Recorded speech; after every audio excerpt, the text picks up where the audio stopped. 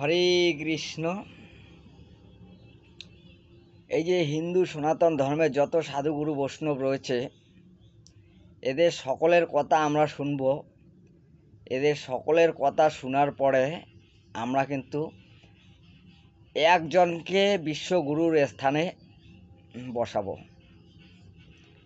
এনাদের সকলের কথা কিন্তু আমরা মেনে চলতে পারবো না, কারণ এনাদের সকলের মতামত এক নেই, বা এদের সকলের পরামর্শ এক নেই, বা এনারা এক একজন এক এক রকম কথা বলছে, বা এক একজন এক এক রকম প্রচার করছে।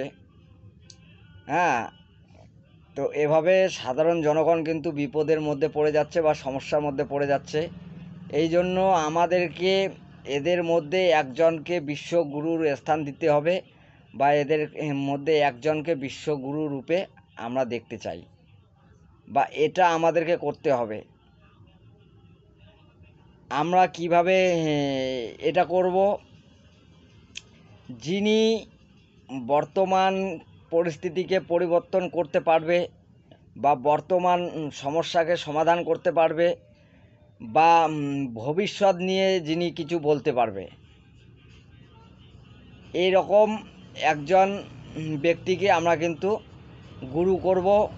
তিনি হবেন বিশ্বগুরু, বা তার কথাতেই কিন্তু বর্তমান যে ভারতবর্ষর হিন্দু সনাতন ধর্মের যত ভক্ত রয়েছে, তারা কিন্তু তার কথা মেনে চলবে, তার সিদ্ধান্ত বা তার পরামর্শ কিন্তু মেনে চলবে। আমি কিন্তু এটাই চাই, বা এরকম যদি করতে পারি তাহলে কিন্তু আমাদের হিন্দু সনাতন ধর্ম আস্তে আস্তে এগিয়ে যাবে, বা আমরা কিন্তু হিন্দু ধর্মটাকে সঠিকভাবে পালন করতে পারবো, বা আমরাও সুখে শান্তিতে সাংসারিক জীবন কাটাতে পারবো, বা ঈশ্বরকেও আমরা প্রাপ্তি করতে পারবো। তাছাড়া কিন্তু আমরা বিভ্রান্তের মধ্যে পড়ব, বা আমাদের এই বিভ্রান্ত কত দূর মানে নিচে নামবে, বা আমাদের জীবন আরও কতটা মানে ক্ষতিগ্রস্ত হবে, সেটা কিন্তু ধারণার বাইরে। কারণ এর আগে ইংরেজ শাসন করেছিল, তখনও আমরা সমস্যায় ছিলাম। তার আগে বাবর শাসন করেছিল, তখনও সমস্যায় ছিলাম। কিন্তু এখনও ধর্ম নিরপেক্ষ সংবিধান চলছে, এখনও কিন্তু ধর্মের ওখানে কোনো জায়গা নেই।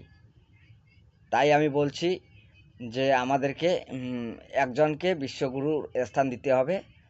তা হরে কৃষ্ণ। আমার কথা যদি একমত থাকো তাহলে অবশ্যই এই বিষয়ে চিন্তাধারা করবেন।